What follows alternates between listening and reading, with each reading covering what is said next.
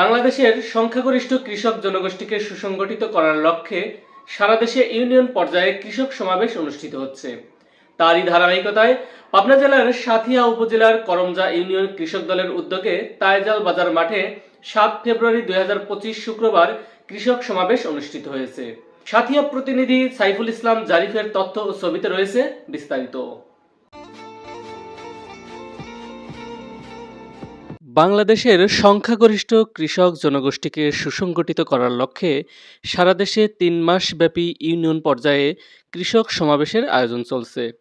তারই ধারাবাহিকতায় পাবনা জেলার সাঁথিয়া উপজেলার করমজা ইউনিয়ন কৃষক দলের উদ্যোগে তাইজাল বাজার মাঠ প্রাঙ্গণে 7 ফেব্রুয়ারি 2025 শুক্রবার কৃষক সমাবেশ অনুষ্ঠিত হয়েছে।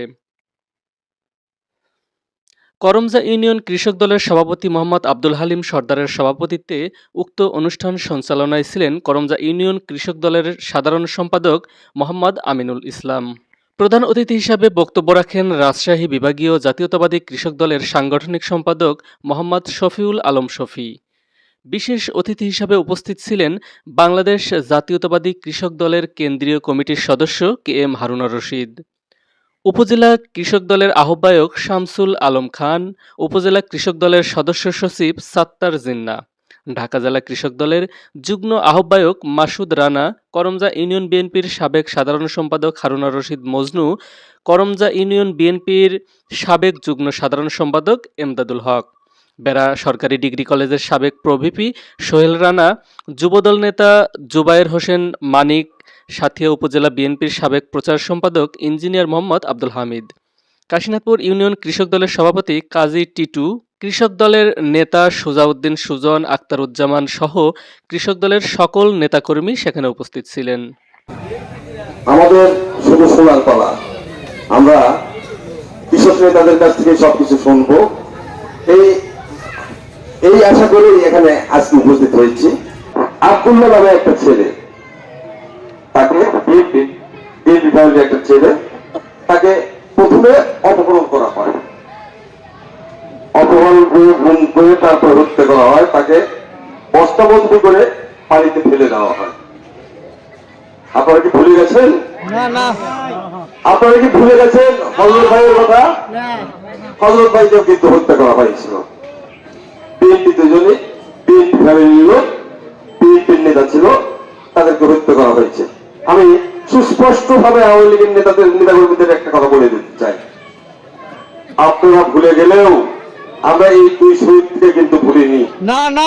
তাদের জন্য কিন্তু আমরা এখনো কোনো পদক্ষেপ নেইনি। আপনারা খুব ভালো আছেন, আমাদেরকে বিগড়ে দিয়েন না।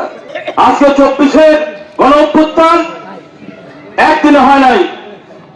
24-এর গণ অভ্যুত্থান সেই দিন হয়েছিল যেদিন পাদুয়ায় ভারতীয় বাহিনী বাংলাদেশের মধ্যে ঢুকে পড়েছিল, সিলেটের পাদুয়ায়।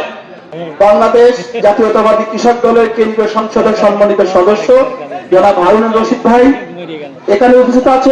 অনেকেই কারাবন্দী ছিলেন, তাদেরকে আমরা দেখার উদ্দেশ্যে আমার প্রথম সফর ছিল পাবনায়। আজকে মুক্ত আকাশে মুক্ত বাতাসে ঘুরতে পারতেছে, এই জন্য মহান রব্বুল আলমিনের কাছে লাখো কোটি শুকরিয়া। বাংলাদেশ মূলত 2024 সালের 5ই আগস্টে মুক্ত হয়েছে। আপাত দৃষ্টিতে যে মুক্ত বাংলাদেশে আমরা ঘুরে বেড়াচ্ছি, এই বাংলাদেশ এখনো পরিপূর্ণ মুক্তির স্বাদ কিন্তু পায়নি। বাংলাদেশে যেটি ঘটার কথা ছিল, কাওয়া কাদের নামের একজন লোক ছিলেন আওয়ামী লীগের সাধারণ সম্পাদক, সে বলেছিলেন আওয়ামী লীগের পতন হলে এক রাত্রে 50 লক্ষ আওয়ামী লীগের নেতাকর্মী মারা যাবে। তাকে গিয়েছে? যায় নাই। তাহলে ঐক্যবদ্ধ হবে, একেবারে গ্রুপ মোট নির্বিশেষে কাঁধে কাঁধ মিলিয়ে এখনো একসাথে লড়াই সংগ্রাম করতে থাকে, লড়াই শেষ হয়নি। দেখুন না, হাসিনা ইন্ডিয়ায় বসে বসে এখনো নানামুখী ষড়যন্ত্রে লিপ্ত। তার অনুগত বাহিনী, তার অনুগত প্রশাসন, তার অনুগত যেই চালাক চামুন্ডারা ছিল, তারা কিন্তু এখনো সমাজের বিভিন্ন জায়গায় গাঁথনি মেরে আছে, আমাদের ক্ষতি করবে। কখন কি হবে? আদৌ এখন এই দেশে কবে একটা সুস্থ নির্বাচন দেশে হবে, এটা কি আমরা নিশ্চিত করে বলতে পেরেছি? সরকারও বলেনি। যতদিন না একটা সুস্থ সুন্দর নিরপেক্ষ নির্বাচন দেশে না হয়, জনগণের সরকার প্রতিষ্ঠিত না হয়, ততদিন পর্যন্ত এই দেশ মুক্ত হবে না। কিন্তু জাতীয়তাবাদী কৃষক দল কেন্দ্রীয় সংসদের সম্মানিত সদস্য, এই অঞ্চলেরই কৃতি সন্তান হারুন তারেক রহমানকে লন্ডনে 2009 সালে প্রখ্যাত সাংবাদিক শরকত মাহমুদের সঙ্গে সাক্ষাৎকার করে বিমানচিত্র কণ্ঠে বলেছিলেন, কেন আমার উপরে এই অমানসিক নির্যাতন করা হলো, কত তদন্তই তো হলো, কিছুই তো প্রমাণ হলো না, অথচ সারা জীবন আমাকে পঙ্গুত্বের অসহায় বেদনা বই বেড়াতে হবে। প্রিয় ভাইরা আমার, করমদিল কৃষক দল বিপি শামসুর রহমান জিন্দাবাদ।